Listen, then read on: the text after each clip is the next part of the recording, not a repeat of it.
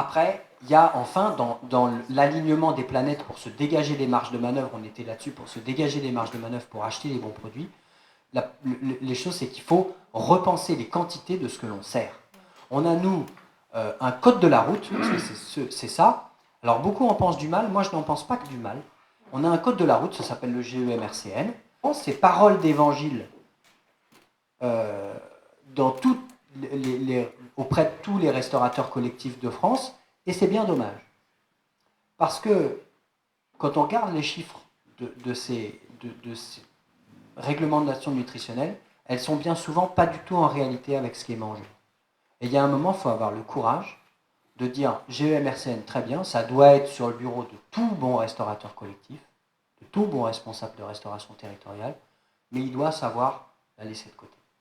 Il doit savoir se dire, nous on a fait des études très précises, on a pesé, et on est en train de le refaire, on va le refaire pour rentrer dans un détail précis de peser pendant une longue période à des endroits différents, d'une étude statistique comparée, coupée, recoupée, et on l'avait déjà fait il y a un certain nombre d'années, on s'était rendu compte qu'on s'entêtait à servir 30 grammes de camembert, par exemple, alors que c'était 20 grammes qui étaient consommés, ou 30 grammes d'emmental, c'était 20 grammes qui étaient consommés. Il y avait systématiquement cette perte-là.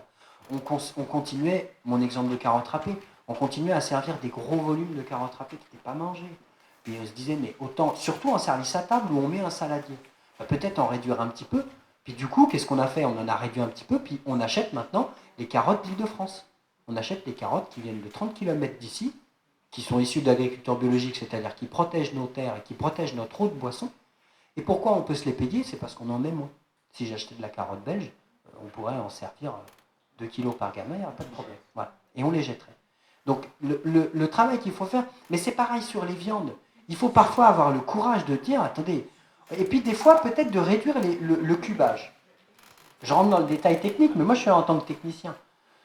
Peut-être dans les choix des morceaux de viande, de travailler avec, nous on a travaillé avec notre artisan boucher, ça reste pas tout à fait un artisan, mais avec notre boucher, qui est quand même un boucher collectif, mais pour avoir des plus petits morceaux. Et ça nous permet quoi, les plus petits morceaux? Ça permet de ne pas être forcément à un ou deux morceaux qui font 40 grammes le morceau. Donc dès que vous voulez en servir deux, vous servez 80-90 grammes au gamin. Alors que si vous vouliez servir 60 ou 70, qui répond largement aux besoins nutritionnels d'un gamin de CP, pas de problème.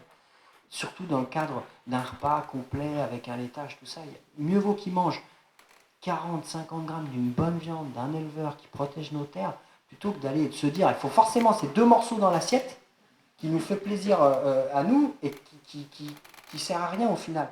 Donc déjà, techniquement, en cuisine, on peut se dire, bah, on ne fait pas du piécé, on fait de l'émincé, par exemple. Donc nous, nos viandes, on s'est dit, bah, on va les servir en émincé. Comme ça, donc notre boucher nous fait des tout petits morceaux. En cuisson, ça nous demande un tout petit peu moins de cuisson. On nappe de notre sauce. Et ensuite, on envoie dans les écoles, ce qui nous permet de, au final, dans les volumes macro, dans les macro-volumes, on consomme un petit peu moins. Et ça nous permet d'acheter des viandes de qualité. Donc, il faut absolument, et c'est un travail long à faire, d'ailleurs, c'est désormais, et c'est ce que je rappelle aux collègues dans le cadre d'Agores, c'est désormais un travail obligatoire. C'est-à-dire qu'il faut que vous sachiez, la loi, depuis le 21 octobre 2019, oblige, dans l'année qui suit le 21 octobre 2019, oblige tous les collectivités et tous les restaurateurs collectifs ayant la charge de la restauration, oblige à avoir fait un diagnostic, ce sont les termes de la loi, oblige à avoir fait un diagnostic sur le gaspillage alimentaire. Un diagnostic, c'est quoi? C'est au moins s'être posé la question, c'est au moins avoir verbalisé le mot, c'est avoir fait des pesées, c'est avoir réfléchi, c'est s'être posé la question depuis la cuisine qui produit jusque dans les écoles qui consomment.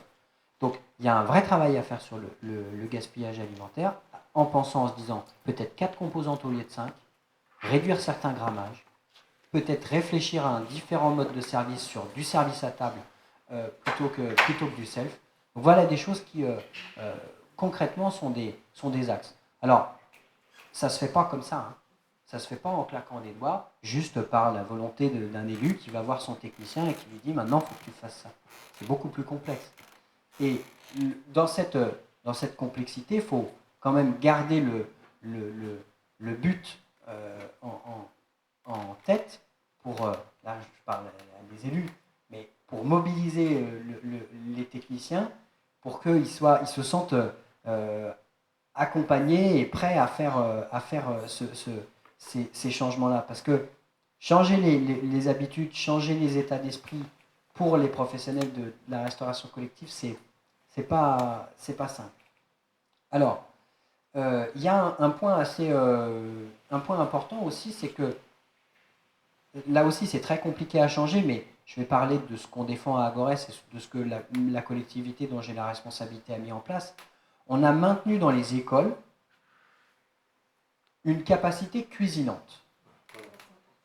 C'est-à-dire, moi,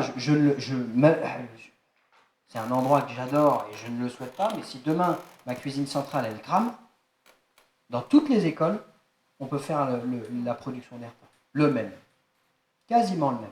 C'est-à-dire que toutes les écoles ne sont pas, ce que j'entends souvent, des offices de remise en température, voire pire, des offices de réchauffage, mais sont des cuisines. Alors, la bonne carburation, je pense, pour des grosses collectivités, comme on en a beaucoup en région parisienne, pour le cas de la région et de la province, c'est un peu différent. Mais pour la région parisienne, il y a souvent comme ça des grosses collectivités, je dis 20, 30, 40, 50, 60 000 habitants, dans un espace souvent très réduit, parfois des écoles très vieillissantes. Eh bien, la bonne carburation, c'est d'avoir une cuisine centrale, qui porte son nom de centrale. Nous, on ne l'appelle jamais la cuisine centrale, on l'appelle la fontainerie. Mais, parce qu'on n'aime pas trop le terme. Mais d'avoir une cuisine qui fait en liaison froide, eh bien, ce qui est très bon en liaison froide. Quand vous faites un bourguignon, il est bien meilleur le lendemain, toujours. Il faut le défendre, ça.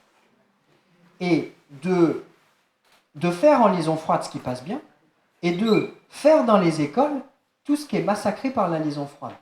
C'est-à-dire, nous, on fait griller des steaks hachés crus. On fait griller, alors ils sont issus d'agriculture biologique, 18 € du kilo. 5000 pièces on achète. Ça nous coûte les 2 bras, mais on est très content. On est très content de faire ça. On connaît très bien le producteur.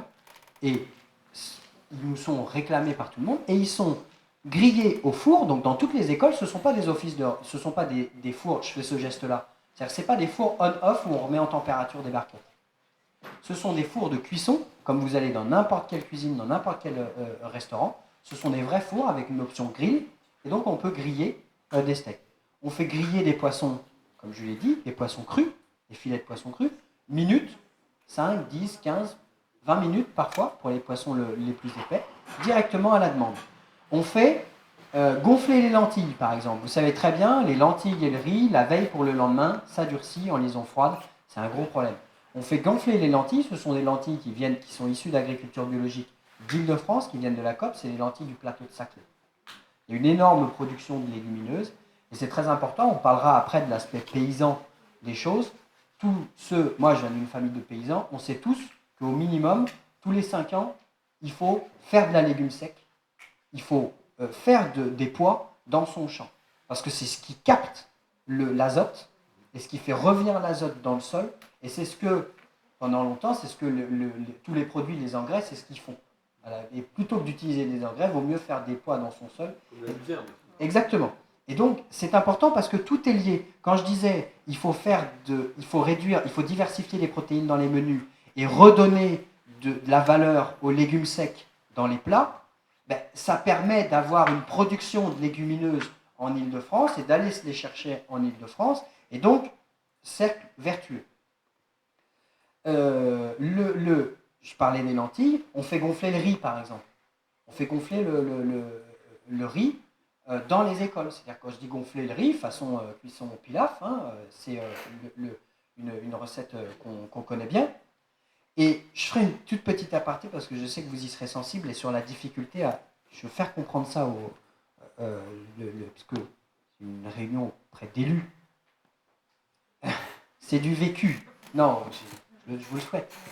Je vous le souhaite. C'est du vécu. Les techniciens, avoir des cuisiniers et des techniciens à former pour réussir à aligner toutes les planètes dont je parle. Notre technique de cuisson des lentilles, c'est, nous on fait une réduction d'échalotes et d'oignons.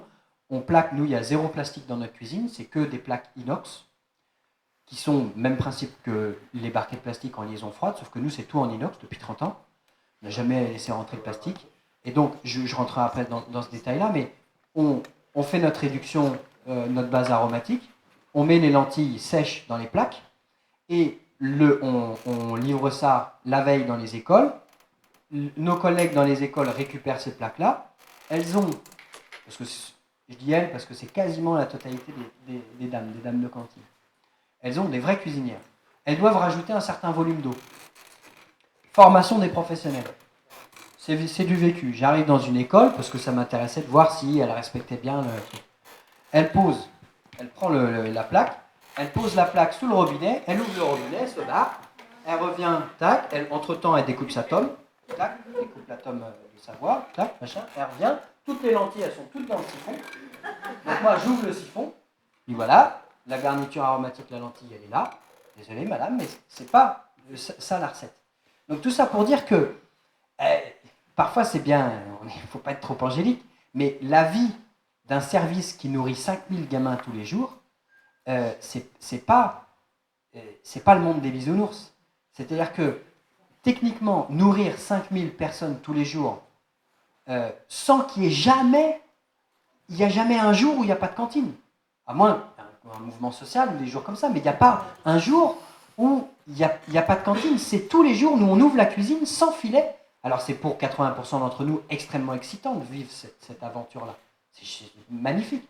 Pour certains, ils viennent avec un fusil dans le dos en se disant moi je viens parce qu'il faut que je gagne ma croûte. Et puis voilà. Donc il faut aussi comprendre que les techniciens, ils ont beau avoir des élus qui leur disent ils sont tapés joints en disant faire du bio, faire de machin, faire des trucs, faire du maison, faire des machins. Attendez, parce que c'est pas aussi simple que ça. C'est pas aussi simple que ça. Exemple, on dit allez, on va faire une formidable recette pour les lentilles. Ben non, les lentilles, voilà, tac. Donc ça demande tout un accompagnement. Alors, est-ce que je ne sais pas si je suis dans le timing, je suis désolé, je suis un peu trop. 10 minutes. Parfait. L'approvisionnement.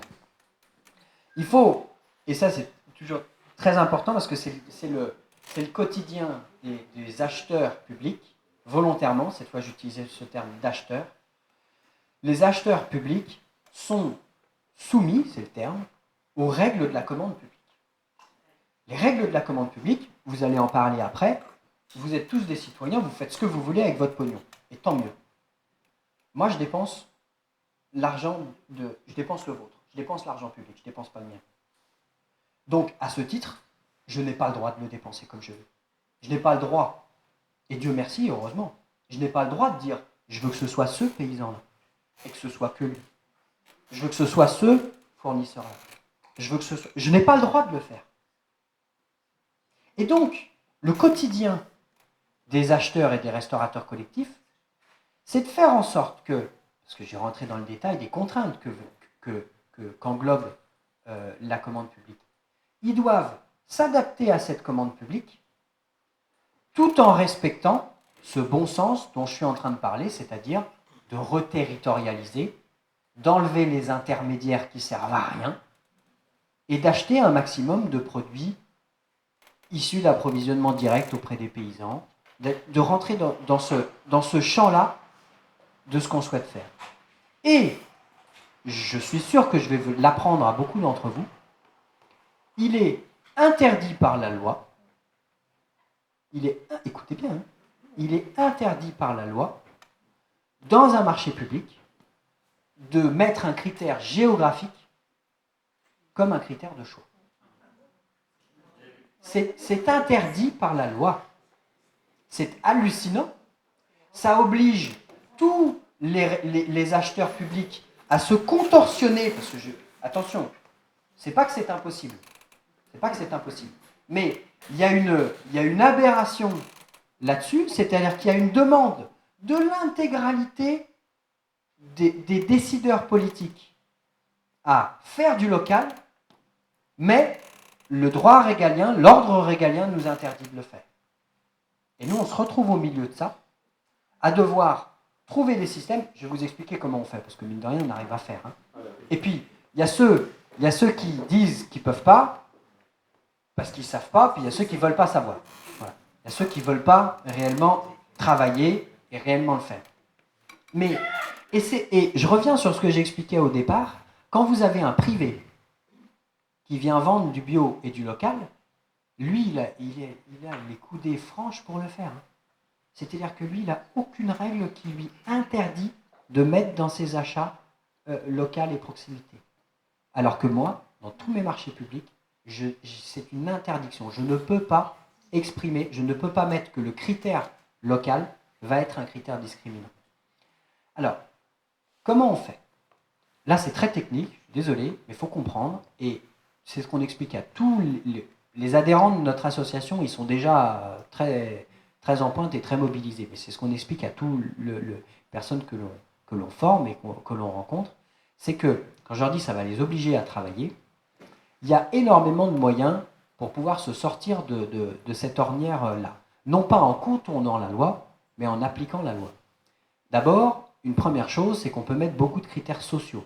Quand je dis des critères sociaux, c'est-à-dire que on a la possibilité de préférer des entreprises sur des aspects sociaux, c'est-à-dire le recours à des travailleurs handicapés ou des choses comme ça. Bien souvent, il y a certaines entreprises qui sont très vertueuses qui font ça. Attention parce que ça s'est retourné un peu maintenant, c'est-à-dire que beaucoup de grosses entreprises et de gros faiseurs, parce que c'est un critère qui existe depuis une dizaine d'années, ils ont très bien joué le jeu, et quand vous rentrez trop là-dedans, donc j'illustre ça très rapidement. Le plus important, c'est que ça oblige tous les acheteurs à sortir de leur bureau, à mettre des bottes, et à aller partout pour aller voir quels sont sur leur territoire les productions agricoles ou les distributeurs ou les produits qui les intéressent. Moi, le juge des tribunaux administratifs m'a dit, Monsieur Cordier, vous achetez ce que vous voulez, pas comme vous le voulez. Vous achetez ce que vous voulez. C'est-à-dire que quand vous faites votre marché public, donc c'est tous les 4 ans, comme les Jeux Olympiques, ce sont nos Jeux Olympiques, c'est un bon marché public pour moi qui dépense 2 millions d'euros par an, c'est 1 an et demi de travail. Un vrai appel d'offres européen, c'est 1 an et demi de travail, où je vais courir toute la lande, tout le territoire, pour aller chercher quels sont les produits qui m'intéressent. Une fois que j'ai fait ça, je vais faire ce qu'on appelle l'allotissement. Désolé, c'est très technique, mais c'est important de comprendre. Et ça, les techniciens, ils peuvent le faire, et même pour moi, ils doivent le faire. C'est l'allotissement. C'est-à-dire, imaginez un marché public, c'est comme chez vous, un immense buffet où vous mettez tout ce que vous avez comme vaisselle, tout. Vous avez le choix, si vous devez le construire vous-même. Soit vous mettez 6 énormes tiroirs, soit vous mettez 50 petits tiroirs. Il y a des tiroirs où alors vous mettez un très gros, puis une dizaine de petits. Un autre très gros, puis une dizaine de petits. Vous allez comprendre la métaphore. Vous allez avoir des tiroirs que vous allez ouvrir tout le temps. Le tiroir à assiette, le tiroir à couvert. Puis vous allez avoir des tiroirs à coquetier par exemple, vous allez les ouvrir rarement. Et bien c'est ça un marché public qui est bien pensé. Et ça oblige les acheteurs publics à se dire, je vais allotir, c'est-à-dire que tous les différents produits que j'ai ciblés, que j'ai trouvés sur mon territoire, ben je vais faire des lots spécifiques qui les concernent eux. Et je ne vais pas faire des lots massifiants, parce que si je fais des lots massifiants, forcément, le paysan qui va... Moi, par exemple, à Fontenay, on va travailler sur un lot, on a un petit pâtissier local qui fait des pâtisseries orientales. 2 fois dans l'année, on va lui dire, voilà, on va lui faire un lot spécifique. Là où on va jouer le jeu des marchés publics, c'est que on va mettre en concurrence tout le monde. Seulement, dans tous les critères qu'on a ciblés, on aura mis les critères spécifiques, techniques, qui concernent ce produit-là. Et après, on ouvre à la concurrence. C'est là où le juge m'a dit, vous faites pas comme vous le voulez, c'est-à-dire que vous mettez en concurrence. Tant que vous avez mis en concurrence l'Île-de-France, elle est dédiée à ça. Elle a un grand nombre de produits, principalement du maraîchage, de plein champ, pas seulement. Elle a des produits des laitages, elle a des fromages, qui sont principalement issus de la bergerie de Rambouillet, mais pas seulement. qui sont issus aussi du territoire francilien, de Seine-et-Marnais. Et là, la première des choses, c'est qu'il faut faire un lot spécifique. Voilà. Nous, c'est ce qu'on a fait. On a fait un lot spécifique à la coopérative, qui lui est dédié, qui lui est réservé. Donc on a travaillé sur toute la liste des produits qui sont fournis par cette coopérative. On a mis les critères techniques spécifiques, précis. Le yaourt, il doit avoir tant de pourcentage de gras, il doit être au lait non homogénéisé. Si le technicien il n'a pas travaillé et qu'il a fait un copier-coller de son marché d'il y a 4 ans, il a fait un copier-coller, il ne s'est pas posé cette question-là, et puis du coup, très court, tous les yaourts de la grande distribution et de l'agroalimentaire, ils sont tous au lait homogénéisé. C'est-à-dire que vous avez plusieurs traites font un seul et même cahier, et le cahier devient un yaourt. Alors que si vous mettez comme critère, et vous avez tout à fait le droit de le mettre, si vous mettez comme critère que vous voulez un yaourt au lait non homogénéisé, alors, et c'est le cas de la bergerie, c'est-à-dire que comme la bergerie, les vaches, elles sont à la bergerie, il y a 270 vaches qui sont 300 jours de l'année au pré, elles sont traites à la bergerie, la traite là, ça va faire un cahier, ça fait un yaourt, lait non homogénéisé, vous mettez ça dans votre marché, automatiquement ça cible. Donc tous les autres qui répondent avec un lait homogénéisé, vous mettez 0. 0 à la note, et ça fait perdre des points. Autre chose, et là, c'est tout bête, mais il faut le glisser à l'oreille des techniciens. Dieu merci, nous travaillons dans l'alimentaire, et que dans l'alimentaire, nous avons une chance considérable, c'est qu'on peut faire dans les marchés publics ce qu'on appelle une dégustation. Et ça, une dégustation, excusez-moi, je ne sais pas parler suffisamment fort. Une dégustation. Et ça, aucun juge, aucun avocat qui viendra casser votre marché ne peut remettre en question la dégustation. Donc, tous les acheteurs, mais oui, mais là, ce qu'on parle, c'est, en même temps, c'est ce que je vous disais, c'est pas contourner la loi, c'est l'appliquer, c'est la loi. Vous devez faire, tous les acheteurs, pour les lots ciblés, les lots issus de produits locaux, où on cible un paysan local, vous mettez une dégustation avec une note pleine balle. Vous mettez la meilleure note à la dégustation, et après tout, je suis désolé, je vais être un peu choquant, mais si vous achetez du miel de Fontainebleau par rapport à du miel de montagne, parfois, je suis désolé, mais des fois il est dégueulasse. Alors que le miel de montagne, il serait bien meilleur. Mais moi, je préfère travailler avec un apiculteur qui va avoir des ruches sur le terrain. Donc, vous goûtez son miel, même s'il est moins bon, peu importe. Bam, vous mettez les points, vous travaillez avec votre apiculteur du coin. Donc, c'est très important d'avoir la chance d'être dans l'alimentaire. Et ça, il faut le glisser aux oreilles de tous les techniciens en disant « Faites des dégustations avec des gros points à la clé. » Et là, personne jamais n'a le droit de venir vous les attaquer. Ça, c'est hyper important. Ça sort parfois du sable beaucoup de techniciens qui ne sont pas en mesure de le faire. On va devoir ouvrir le champ des questions. J'ai quand même une toute petite question, parce que tu n'en as pas du tout parlé, sur l'éducation au goût. Donc, une question sur l'éducation au goût, que j'introduis tout de suite parce qu'il n'en a pas trop parlé et qu'on va devoir embrayer sur justement la répartition de la parole et ensuite sur nos deux autres invités. C'est extrêmement intéressant, Hélène, et c'est tout à fait vrai. Et surtout, les mots sont capitaux. Éducation au goût et non pas éducation nutritionnelle.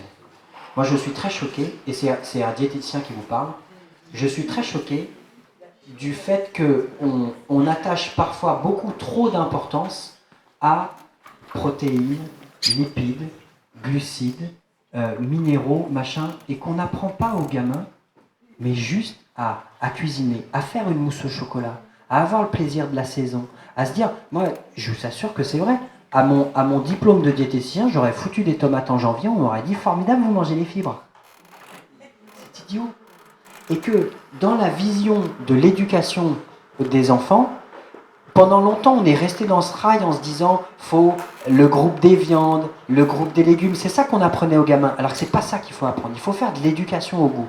Exactement. C'est-à-dire qu'il faut faire de l'éducation sur l'aspect sensoriel des choses. Je fais ce geste-là. Il vaut mieux passer du temps avec les enfants à leur dire plutôt que de leur marteler, dire faut manger des fibres, faut manger tout ça, plutôt qu'ils aient du plaisir à goûter les fruits de saison, à jouer dans la cuisine, à apprendre les différentes saveurs et qu'on ne mange pas de la même chose quand on est à Brest, à Maubeuge ou à Nice. Et que vraiment très importante pour que après, puisque c'est quand même en lien avec la restauration collective, avec la restauration scolaire, avec la cantine, le message que doit passer la cantine, c'est plutôt le plaisir à table, plus que l'aspect purement nutritionnel. C'est le plaisir de la cuisine, plus que l'aspect purement nutritionnel. Et donc, en matière d'éducation au goût, alors nous, ce sont des actions qu'on met en place avec Agores. Il y a 2 outils qui existent. Ça s'appelle AnimaSens et les classes du goût. Les classes du goût, ça se fait avec l'éducation nationale. C'est-à-dire ce sont des classes qui sont ciblées, où on travaille avec l'enseignant. Et l'enseignant, il est, mais c'est surtout dans cette approche sensorielle, gustative, agricole, paysanne, et non plus ce que je disais, protéines, lipides, glucides, le groupe rouge des viandes, le groupe vert des légumes, tout ça. Alors que pendant longtemps, on est encore dans ce rail-là. Et on pense bien faire. Bon, je pense que ça fait pas de mal. Mais le problème, c'est que on perd du temps en faisant ça. Et surtout, on bouffe du temps, alors qu'on devrait faire, exemple, les classes du goût. Les classes du goût, c'est on détache des animateurs dans les classes avec l'enseignant pour apprendre à cuisiner, pour visiter des exploitations fermières, pour aller dans la terre, aller chercher un chou, aller chercher une salade verte. Mieux vaut passer du temps avec toute une matinée avec des gamins pour qu'ils mettent les mains dans la terre, qu'ils aient les ongles noirs là, tant mieux, tant mieux, tant mieux. Et il y a des familles qui nous disent « Ah, mon gamin, il est rentré sale. » Bah tant mieux, qu'il arrache une salade là, bam, et que cette salade, il la mange après à midi. Alors qu'il aurait passé 2 heures devant un tableau blanc, à qui on leur a dit alors faut que tu manges des fibres, faut que tu manges des machins. Mais c'est. Égorger les poules, non. Non, ben non, non. Ni retirer. Moi j'ai retiré le pyjama d'un lapin. J'étais vraiment enfant. Donc, il existe ce système-là, donc les classes du goût, ça c'est avec les enseignants, et il existe avec les animateurs territoriaux, ça c'est très important, l'équivalent qui s'appelle AnimaSens. AnimaSens, si vous voulez, je vous enverrai les liens, bien évidemment. C'est pour ne pas oublier, parce que souvent, on a comme clé d'entrée, on dit l'éducation, c'est forcément à l'école. Mais l'éducation, ça peut se faire par les fonctionnaires territoriaux, ça peut se faire par les animateurs. Et donc, surtout, bien sûr, ça doit se faire. Et du coup, c'est un moyen, pendant la pause méridienne ou pendant les mercredis, avec AnimaSens, qui est l'équivalent des classes du goût pour les animateurs, eh bien d'avoir des gens qui sont détachés. Donc c'est une association qui est très partenaire avec la nôtre qui s'appelle La Neige, l'Association nationale d'éducation au goût des jeunes. La Neige. Qui est un peu comme la nôtre sur la restauration collective, qui milite pour cette éducation au goût sur cet aspect sensoriel. Donc voilà moi ce que j'en pense. Et voilà surtout quels sont les applicatifs qui existent pour la restauration collective et la restauration territoriale. Merci Maxime. Quelle leçon?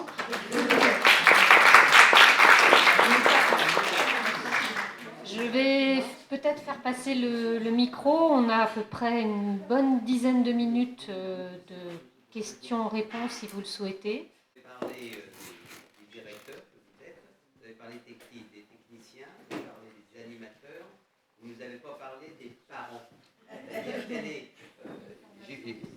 Voilà. Est-ce que là où vous travaillez, par exemple, est-ce qu'à destination des parents, il y a effectivement des moments de rencontre, d'explication? Parce que j'imagine qu'il y a un certain nombre de parents, quand ils font parler leurs enfants et quand ils entendent que aujourd'hui ils n'ont pas mangé de viande, hier ils n'ont pas non plus mangé, voilà, et qu'à ce moment-là, ils ont, je dirais, un esprit critique un peu exacerbé vis-à-vis de vous.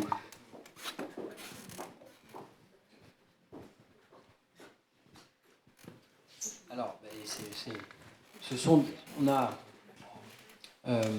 on a deux clés d'entrée là-dedans. On participe beaucoup, je participe moi aussi, beaucoup à des conseils d'école. même si je trouve à chaque fois qu'on est en excellent terme avec les directeurs d'école et avec l'éducation nationale de façon générale, mais je trouve que quand on parle du périscolaire dans le conseil d'école, c'est souvent pour ne pas parler des problèmes de l'école. Et, et du coup, je préfère que le conseil d'école serve à parler de l'école. Mais au final, je trouve qu'il y a beaucoup de porosité et qu'il doit y avoir beaucoup de porosité et beaucoup de liens entre le périscolaire et le scolaire. Sinon, on a bien évidemment des contacts très forts avec les représentants de parents d'élèves. Quand je dis très fort, c'est-à-dire que quasiment au minimum une fois par an, on déjeune un midi. Pour illustrer nos propos, on déjeune à midi dans l'école concernée avec les représentants de parents d'élèves quand ils sont élus. Ça prend un peu de temps parce qu'on a 25 écoles regroupées en 18 groupes scolaires. Donc ça prend un petit peu de temps. Mais par contre, on n'a plus, et ça fait plus de 15 ans qu'on a arrêté, avant on faisait des commissions de menus. C'était un classique, ça se pratique énormément. Moi, j'ai rien contre, mais en fait, à force, on s'est rendu compte à Fontenay que les gens, ils venaient plus. Les parents venaient plus. Ça devenait une rencontre entre techniciens, entre professionnels, qui est toujours nécessaire. Donc, on fait, nous, nos commissions de menus entre techniciens pour rédiger nos menus, mais les parents venaient plus à cette occasion-là. Donc, la clé d'entrée qu'on a, c'est on les invite à déjeuner le midi, les parents élus. C'est-à-dire ceux dont on souhaite qu'ils aient un rôle d'information montant et puis descendant. Parce que si c'est pour venir, d'abord montant, c'est-à-dire si c'est pour venir parler de leurs gamins à eux, ça ne nous intéresse pas. Le but, c'est qu'on parle de tous les enfants de l'école. Et ensuite descendant, c'est-à-dire que tous les éléments dont on va, désolé, mais les abreuver quand on les rencontre, vous voyez un peu un échange comme ça, c'est un échange qu'on a à chaque fois avec toutes les familles. Il faut qu'ensuite, les parents représentants élus, qu'ensuite ils fassent redescendre ça aux parents. Donc voilà comment nous, on a souhaité travailler. Je dis nous, ça c'est mon élu qui est premier adjoint surtout, qui est l'élu, j'allais dire, le plus important après le maire, qui est chargé du scolaire. Ça dit quelque chose déjà sur les choix municipaux, là c'est aux élus que je m'adresse, mais ça dit quelque chose, ça exprime quelque chose, et c'est de cette manière-là dont on souhaite travailler. Donc c'est les rencontrer sur place pour illustrer nos propos. Je vais juste poser une question par rapport ici au CIPLARC. Donc il y a 10 000 repas par jour, et du coup c'est 10 000, voire 15 000 barquettes de plastique chaque jour qui sont transportées, et on aura parlé de l'inox bien sûr, parce qu'on sait que c'est le meilleur moyen, sauf que l'inox, c'est, semble-t-il, très lourd à porter et à acheminer entre la cuisine centrale et chaque école.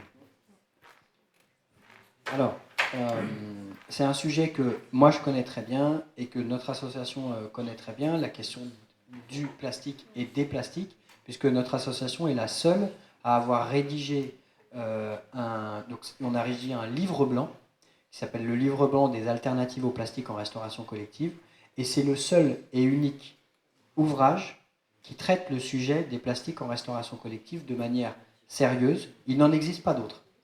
Et c'est important parce que d'abord ça a mis en lumière beaucoup de notre association, puisqu'on a été invité à ce titre-là à exprimer ce qu'on avait, on avait senti le coup venir depuis longtemps, parce que nous on était très inquiets de l'omniprésence des plastiques dans la restauration collective. À l'heure actuelle, nous mangeons tous ici 5 grammes de plastique par semaine. C'est notre carte bleue. Voilà, c'est notre carte bleue. C'est-à-dire que par semaine, on mange notre carte bleue. Autant vous dire... Si. Je le dis, ce sont dans les auditions. C'est 5 grammes. C'est 5 grammes. Ce sont dans les auditions. On a reçu...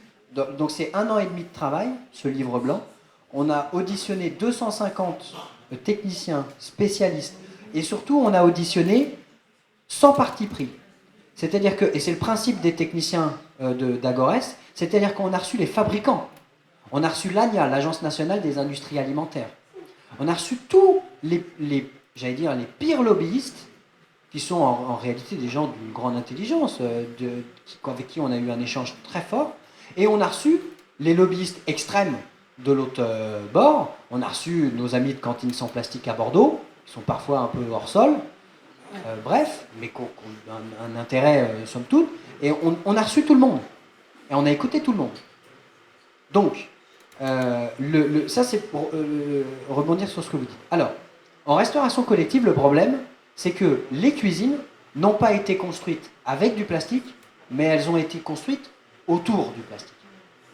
C'est-à-dire que le roi plastique est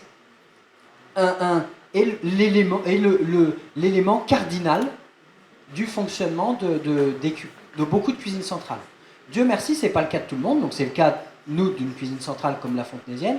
C'est-à-dire qu'il y a 30 ans, le directeur de l'époque a eu le nez fin, pas pour les raisons qu'on défend aujourd'hui, mais de dire, moi je ne veux pas laisser rentrer ce système de plastique dans la cuisine. Et donc il est tout à fait possible, nous on fait tous les jours ce que beaucoup disent est impossible. On le fait tous les jours depuis 30 ans. C'est-à-dire qu'on fait de la liaison froide dans des bacs inox.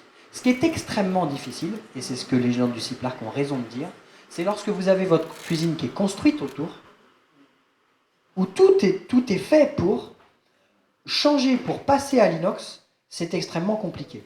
Et c'est là où ce que j'expliquais sur le fait que les cuisines doivent être des cuisines cuisinantes, parce qu'en fait, c'est pas toujours dans la cuisine que ça pose problème, parce que dans la cuisine, vous arrachez la ligne de thermocellage et vous mettez à la place du stockage de bacs inox et une zone de conditionnement des plats, et vous pouvez relativement bien le faire.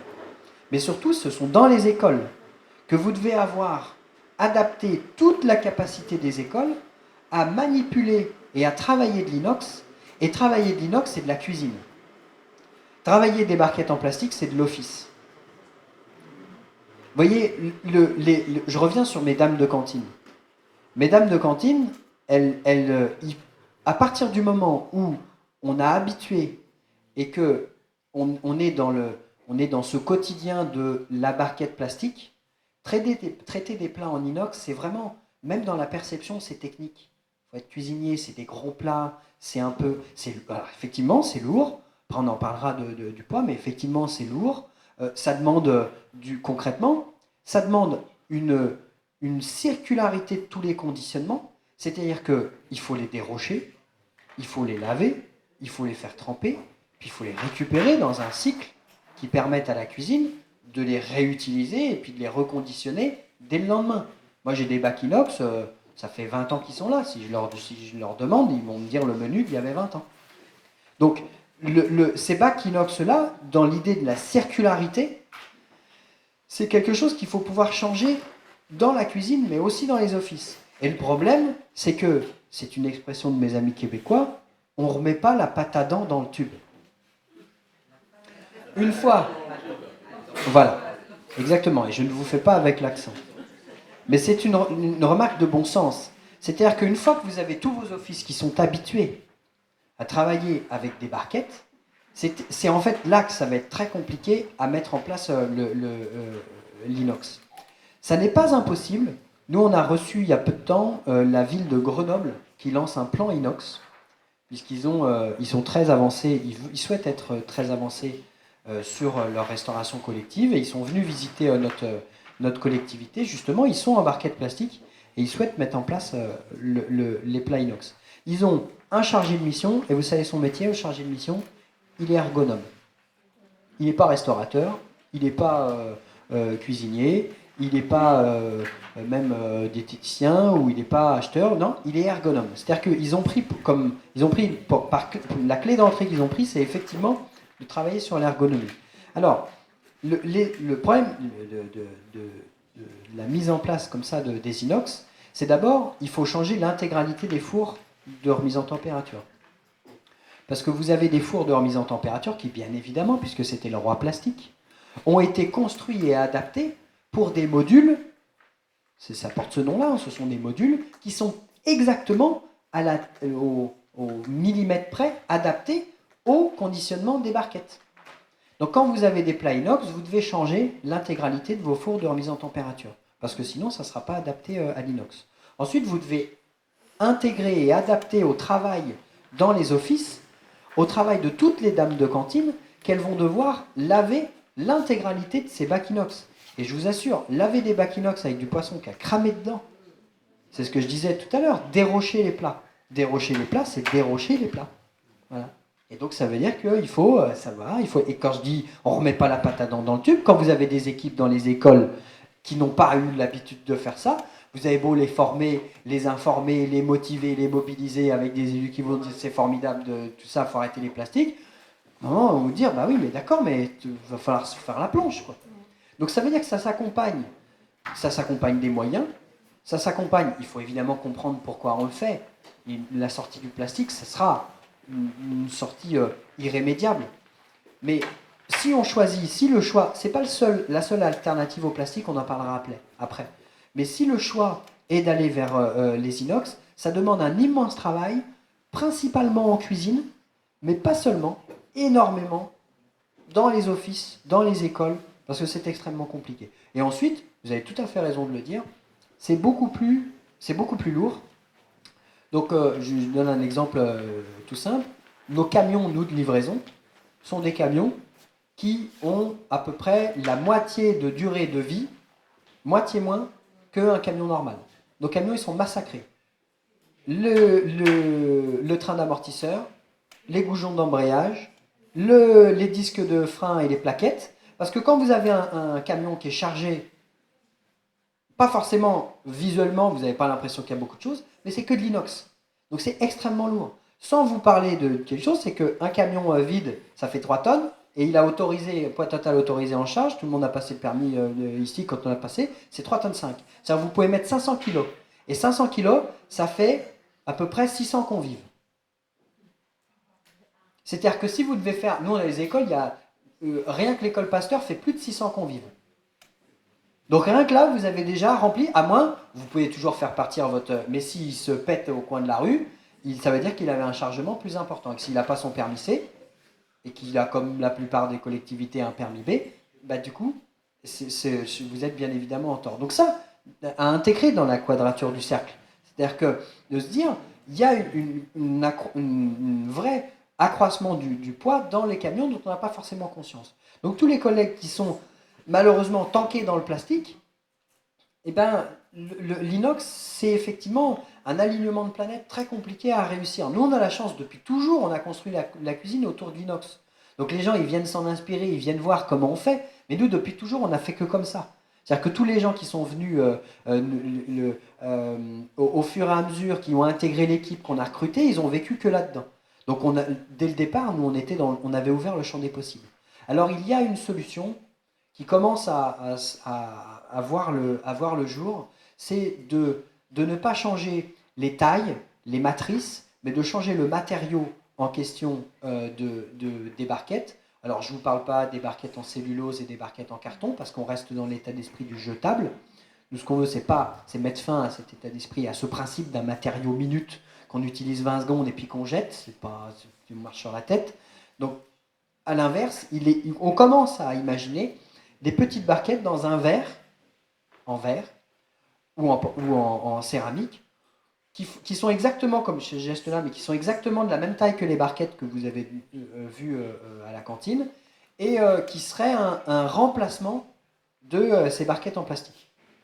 Donc il y a des tests qui se font auprès de... Donc c'est le CIRESCO qui le fait, hein, donc c'est une immense test. Et pour vous dire à quel point la préoccupation de ce qui se passe dans les écoles, de ce qui se passe dans les offices est importante, c'est-à-dire qu'il y a la création d'un tiers qui ferait la récupération de ces barquettes-là, qui les laverait et qui les remettrait à disposition. Voilà, exactement. Consigne, un peu comme le linge, comme le principe du linge. C'est-à-dire que on fournit ces conditionnements-là, ils sont remplis à la cuisine, imaginez-vous, j'en sais rien, ils sont remplis au Ciplarc, c'est distribué dans les écoles, ce sont les mêmes conditionnements, les mêmes tailles, donc pas de changement de module, rien de changement dans les pratiques, et toutes ces barquettes-là en verre, elles sont empilées, elles sont mises dans un bac, et il y a un ramasseur d'une autre entreprise, d'un tiers. En plus, le but, c'est... Nous, on a déjà rencontré une entreprise comme ça, ce sont des prestations qui sont en train de naître. En plus, comme c'est du tunnel de lavage, c'est du lavage à grande échelle, ça peut très bien faire l'objet de travail social, d'accession au travail et de remise au travail pour des personnes en difficulté. Donc nous, c'est des messages auxquels on est sensible, et de villes comme la nôtre. Et Et donc, pour les écoles, pour les offices, relativement peu de changements. Il y a juste, et juste, c'est pas rien, il y a le problème du verre, hein, c'est-à-dire qu'il y a de l'ébréchure, il y a de la casse, il y a la question du poids, c'est-à-dire que c'est quand même un peu plus lourd, d'accord. C'est un tout petit peu moins lourd que l'inox pour les mêmes tailles, mais ça reste lourd.